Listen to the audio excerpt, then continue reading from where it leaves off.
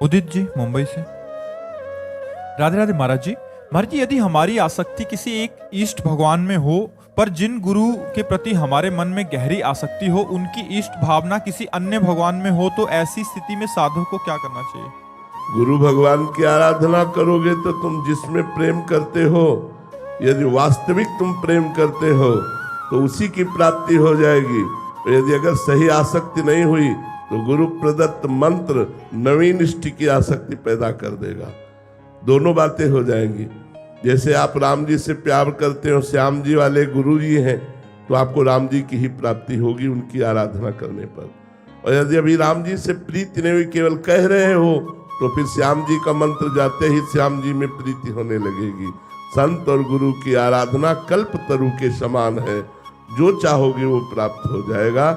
ऐसा नहीं है कि रामोपासक संत का आश्रय लो तो श्यामोपासक भक्ति में बाधा पड़ जाएगी, या श्यामोपासक संत का आश्रय लो तो राम भक्ति की उपासना में बाधा पड़ जाएगी। ऐसा नहीं है। संत कल्प तरु है, जहां जो आराधना करता है सबका पोषण होगा। अब हम प्रियालाल के उपासक हैं और कौन नहीं आता यहाँ, तो हम सबको हृदय से कहते हैं, सबको हृदय से नमन करते हैं और सबके हृदय को संतुष्ट करने की चेष्टा करते हैं, तो सबको सुख मिलता है, सबको सुख मिलता है। कोई ऐसा यहाँ से नहीं कि मैं अमुक उपासक था और इनके पास आया तो असंतुष्ट हो गया। अगर वो काली का भी उपासक है तो मामा कह के ही भावुक होकर के निकलेगा। वो ऐसा नहीं होगा कि वो असंतुष्ट हो जाए कि मैं और उपासक हूं और ये और उपासक है। संतों के यहाँ ऐसा नहीं होता। संत कल्प तरु होते हैं, जो भावना लेकर जाओगे उसी की पुष्टता हो जाएगी, वही आपकी भक्ति बढ़ जाएगी। ऐसा ना सोचो कि गुरु और इष्ट की आराधना करते हैं तो हम जो इष्ट चाहते हैं उस इष्ट में बाधा पड़ जाएगी, ऐसा नहीं होता। मिली सैनी जी जयपुर से। राधे राधे महाराज जी। महाराज जी, परदोष दर्शन या परदोष चिंतन में क्या क्या शामिल है? सब कुछ। किसी के प्रति जरा भी हे भाव आए तो बस जान लो परदोष दर्शन प्रारंभ हो गया। हे भाव ना कर, सब में भगवत भाव आवे।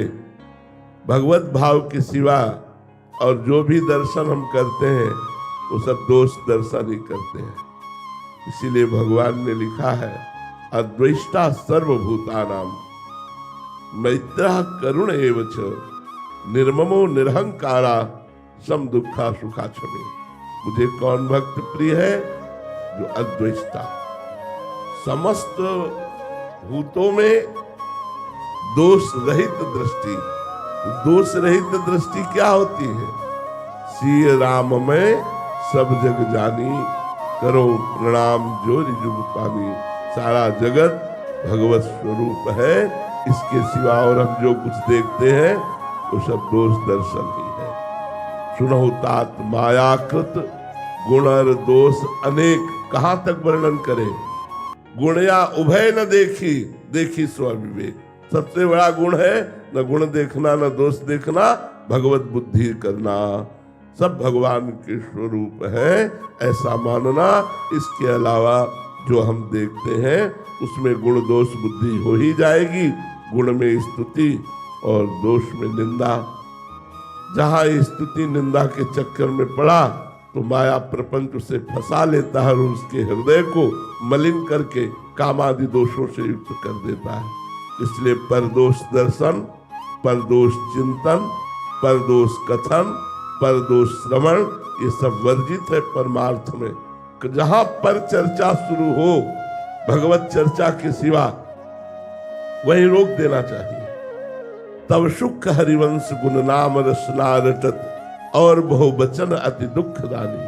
भगवान की चर्चा के सिवा जहां किसी व्यक्ति की चर्चा हुई तो या गुण दोषमयी चर्चा होगी, या राग होगा या द्वेष होगा। इसलिए गुण दोषमयी चर्चा का त्याग करके सबको भगवत स्वरूप मानना, यही मूल समझ लीजिए। अलग अलग कहां तक वर्णन करे? सुनो तात मायाकृत गुण और दोष अनेक, कहां तक वर्णन करे? इसलिए भगवत बुद्धि सब में रखना निर्दोष बुद्धि है। भगवत बुद्धि के अलावा और भी जो देखेंगे वो सब दोष में दिखाई देगा।